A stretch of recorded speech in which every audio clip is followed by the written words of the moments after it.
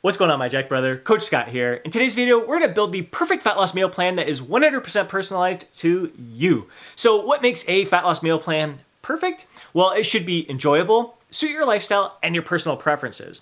It should feel somewhat natural, like building upon your natural eating tendencies. The foods that you normally eat, the number of meals that you typically eat throughout the day, and the timing of those meals. Basically, your fat loss meal plan should look very similar, pretty much identical to what you would consume if you're just trying to maintain your weight or build muscle. There's no special fat loss foods that you should be consuming. There's no foods that you should be avoiding. There's no special fat loss strategies that you should be incorporating. The only thing that should change is the portion sizes that you're consuming. So your first step is to add the meals that you typically consume into MyFitnessPal. You do this by clicking on More in the bottom right-hand corner, then click on My Meals, Recipes, and Foods, then click on Meals, and then at the bottom, click on Create a Meal. And here you're gonna add in the ingredients of the typical meals that you consume. So we'll use the example, my breakfast shake that I have each and every day. 1 cup of homemade kefir, 1 cup of unsweetened vanilla cashew milk, an assload of spinach, a banana, a scoop of protein powder, and a tablespoon of premium raw black maca powder. Enter all those in, click save, boom. That's done. And repeat that process for the meals that you frequently consume from week to week. It is a bit of upfront work, but you only have to do it once. It's done and over with, and it's an eye-opening experience to see how many calories are in the meals that you typically consume. Now from here, we're gonna take those typical meals that you consume and fit them into your calorie target for the day, for the week. So to set your calorie target, I'm going to include a link down below to a calculator on my website where you'll enter your age, height, weight, your activity level. That's gonna give you your TDEE, your total daily energy expenditure. That's how many calories you would consume to maintain your body weight. Again, this is just an estimate. This is just to give you a starting point. What's most important is paying attention to your body's feedback and how it's responding. So let's say you have a goal of losing 1 pound per week. What you would do is subtract 500 calories from your TDEE, and that would give you your daily calorie target to aim for. If you want to be a little bit more aggressive, maybe you'll lose 1.5 pounds per week, you would subtract 750 calories from your TDEE. And again, this is just an estimate. You want to pay attention to your body's feedback, how your body's responding. If you set that 500 calorie deficit and you're not quite losing 1 pound per week, then you would have to reduce the calories just a little bit from there. First week is going to be a wash. You're always going to lose a little bit more that first week, so take that data with a grain of salt. You're going to lose some water weight. You're going to have less food in your digestive system, a little bit of muscle glycogen there. So that first week is a washout. It's the second week that you're really going to want to pay attention to. So be consistent with that calorie target to see how your body's responded and then make adjustments based on that. So now that you know your daily calorie target that you're aiming for, it's time to fit the typical meals that you consume into that calorie target. How do you need to adjust your portion sizes to fit that calorie target for the day? We'll use myself as an example. Maintenance, I consume about 2,600 to 2,700 calories. In fat loss mode, I'm 2,000 to 2,100 calories. So what I'll do, my second meal of the day, the adjustment that I'll make in maintenance mode, I consume 1 cup of oats with 140 grams of frozen mixed berries, 4 free-range eggs, and some mixed berries. So I'll oftentimes just have 3 eggs. That's going to remove 70 calories. And instead of 1 cup of oats, I'll have 2/3 cup of oats, which is going to reduce it by another 110 calories. So that's like 180 calories reduction just from that. And that's still a great amount of food volume for that meal. My third meal of the day is typically Greek yogurt and berries. When I'm in maintenance mode or muscle building mode, I'll add a nut butter, whether it's Nutella, if I want a nice little treat there, or almond butter. So when I'm in fat loss mode, I remove that, and that's going to remove at least like 90 to 100 calories, sometimes just a little bit more than that. And then dinner, I'll reduce the portion sizes. If I'm having rice, instead of 90 grams of rice, I'll have 45 grams of rice. Sweet potato, instead of like a 10-ounce sweet potato, I may have a 6 or 7-ounce sweet potato. So just reducing the portion sizes spread out throughout the day rather than just cutting out a meal altogether. I just shrink the portion size. Oftentimes, it's still a substantial portion size that satisfies me. Another option is to take a look at the creams, condiments, and oils that you're using in your meals and see if there's any way you can reduce or remove any of those additives. Let's say in your coffee, you typically have a double-double, like 2 creams, 2 sugars. You could cut it back to 1 cream, 1 sugar, or you could use milk instead of the cream. Remove the sugar altogether.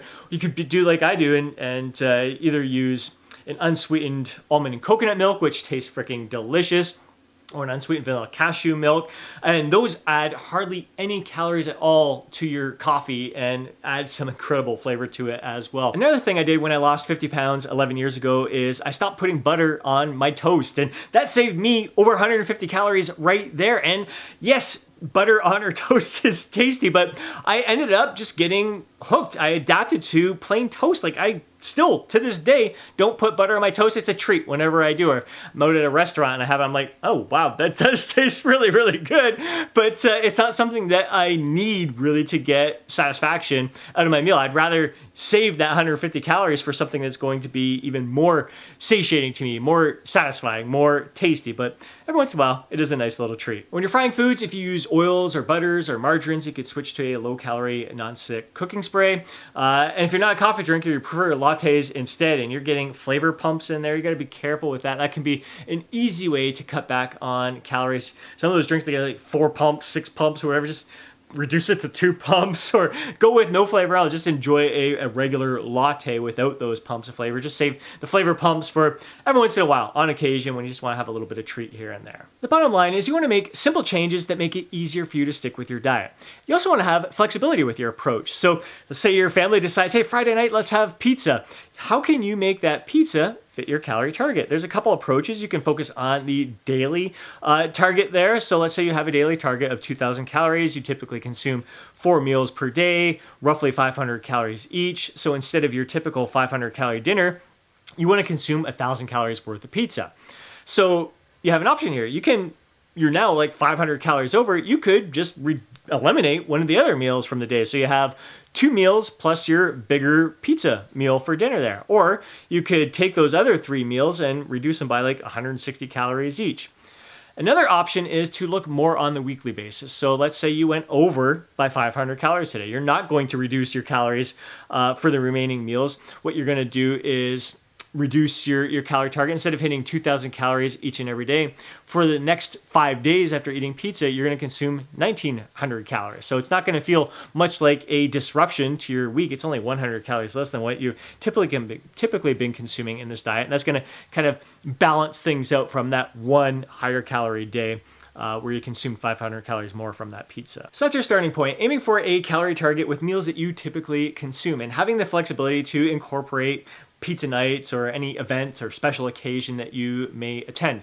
From here, like I mentioned, it's not just about working with your natural eating tendencies, it's about building upon and improving upon your natural eating tendencies. So taking a look at what you're consuming and how can you improve upon what you're eating so you can feel even better, perform even better, have better focus, just thrive in all aspects of life. So the first step in improving upon your nutrition is to see if anything is lacking in regards to macronutrients and micronutrients. And I do find, like a lot of clients who come to me, they tend to not be consuming an adequate amount of protein. They're not even close to getting 1 gram per pound of even lean body weight. So we take a look at their macronutrient breakdown. I've had some guys who are like really high in fat, like 45, 50% of their diet coming from fat. And we take a look at the foods they're consuming. They think they're consuming higher protein because they're eating eggs, they're having chicken, steak, they're eating lots of meats and stuff, but they're realizing that they're consuming a lot of high fat meats, so high fat steaks, high like chicken thighs instead of chicken breast, and